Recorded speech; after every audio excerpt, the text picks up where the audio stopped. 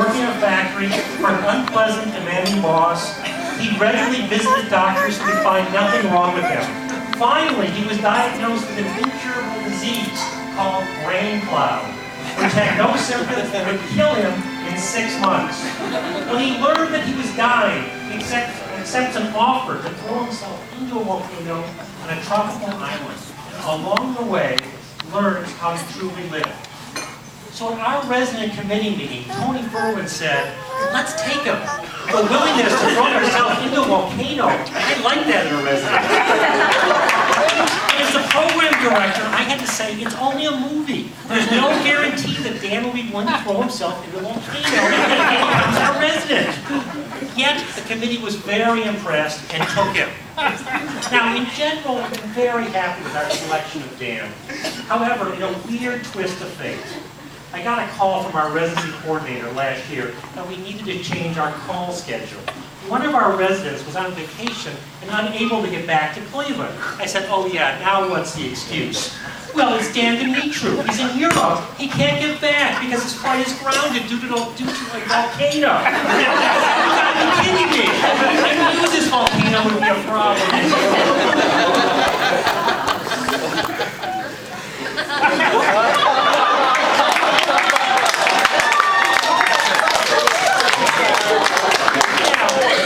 The story of Bobby Fischer was an American chess player, the 11th world-class chess champion. He's widely considered to be one of the greatest chess players of all time.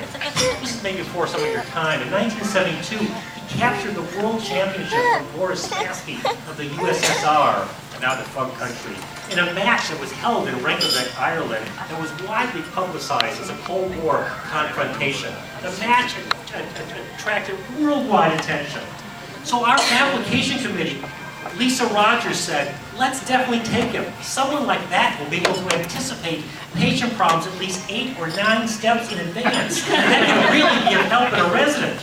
Ted Westbrook agreed. He said, I could imagine someone like this starting Flagyl on certain of my MS patients right away. On a mission, he would anticipate which patients would worsen, aspirate, get an aspiration pneumonia, be treated with antibiotics, get C. difficile colitis, and then need Flagyl. That would be a great asset. But the program director, I had to add, it's only a movie. There's no guarantee that he's going to be able to anticipate patient problems 8 or 9 steps in advance. But then Tony Furman made a good point. He said, yeah, but Bobby Fischer, didn't he get really weird and eccentric later in life after he won the championship? And Lisa Rogers said, yes, Tony, you're right. The pass was on a J1 visa. 7 years and he's out of here.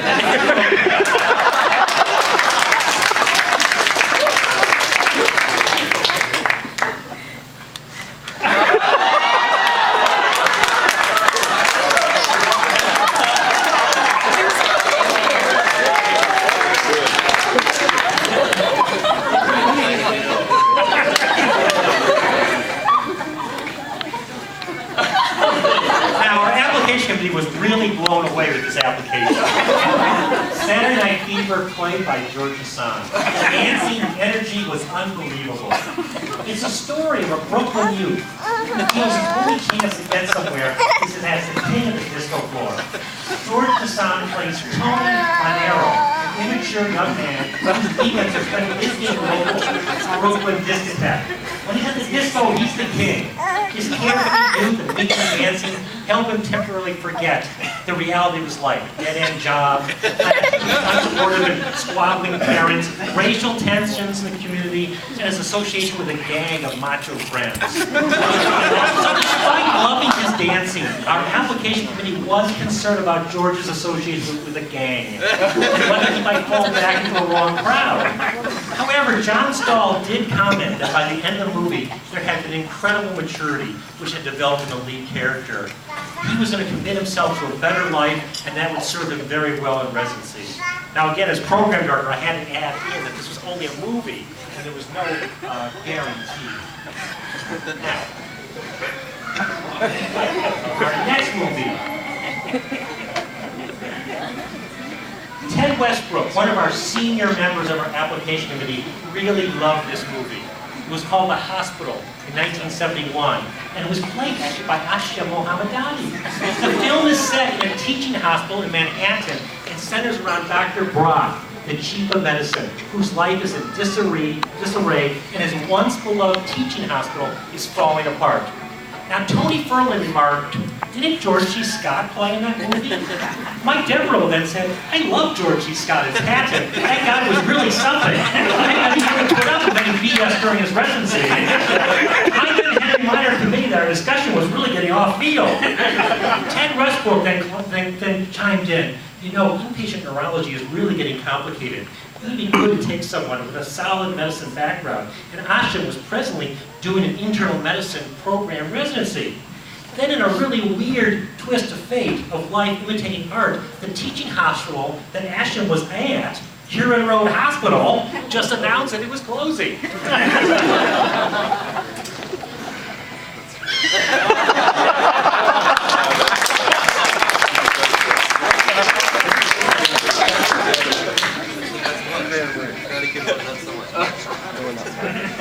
Now, I don't know how many of you know this, but Philip Justice is very accomplished in the martial arts. Has anyone here ever had an argument with him? I'm sorry, has anyone here had an argument with him and survived? Well, Mike Devereaux, who later became Philip's faculty member, was most enthusiastic about his application. He says, "We could really use a guy with his talents in our residency. We could send him to do all the consults in the ER. Then we'll see how much those pussies in the ER complain about us." I bet they will page Tony Furlan at home and complain, "We called a neuro consult 14 minutes ago and they haven't arrived yet." Now, of course, there has been a downside of taking Philip, at least from a program director point of view. Because basically every year Philip comes to me and says, "Dr. Preston, I need to take a few days off next week. I'm testing for my 8th black belt. Is that okay?" What am I going to say? No.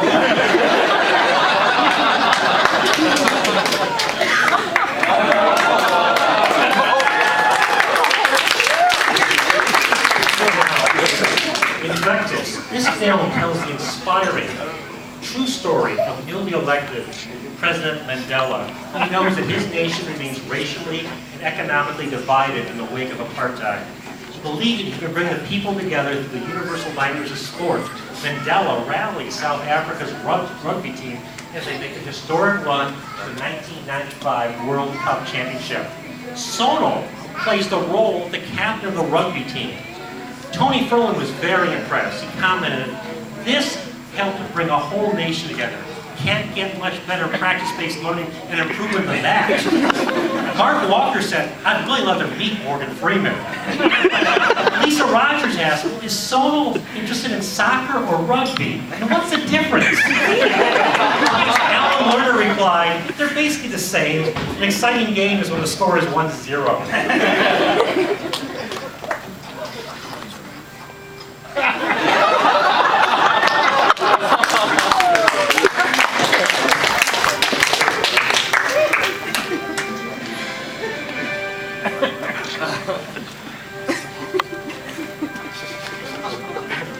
Now, many of you know the story of Superman.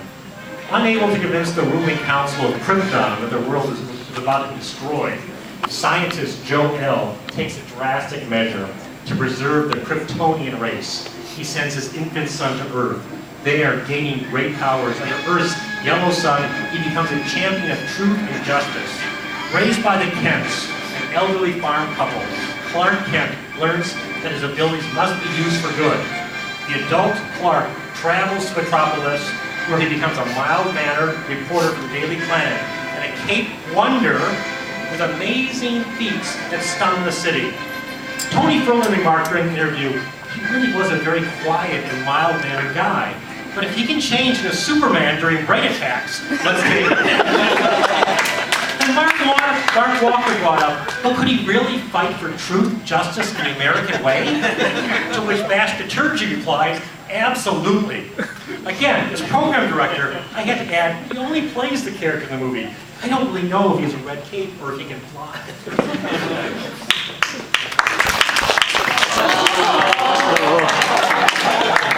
Again, McRoy. guess the female members of our application committee were really influenced positively by this application. This really was a chick flick. Sleepless in Seattle, played by Tony Masri.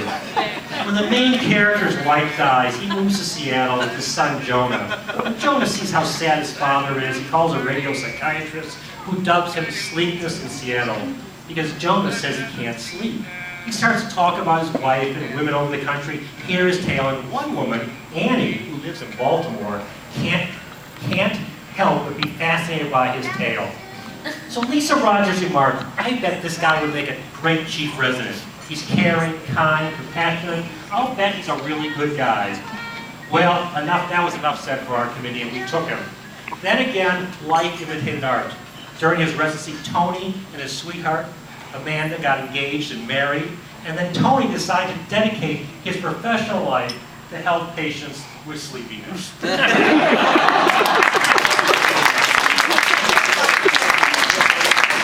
Now, our resident complement for the class of 2011 was nearly complete when we noticed we had taken 9 men and only had 1 to go. It was one of those years, I guess, the best movies seemed to favor the leading man. So the next applicant had to be a woman. And we're going to need a woman who could put up with all her male co-residents. We needed 5 women very strong who could stand up for herself. Well, we found the perfect candidate. This film, Anna and the King, 1999, played by Numph. Some of you may not know this movie. It's based on the musical The King and I, which starred Yul Brennan.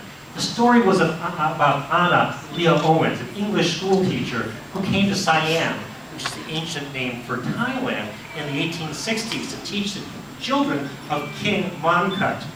She becomes involved in his affairs, the tragic plight of a young concubine trying to forge an allegiance with Britain to a war in Burma. Lisa Rogers commented, if she could stand up to the King of Siam, I'm sure she'll have no trouble with her male residents. My colleague Tom Sack, Barbara Shapiro agreed. Since then, we've been incredibly pleased with our selection. Indeed, Numph is one of our chief residents, did a great job, won the best neurology presentation last year, the year before last, at Reach Your Day, and it was also then granted the highest honor that our residency has. She was selected to be next year's neuromuscular fellow.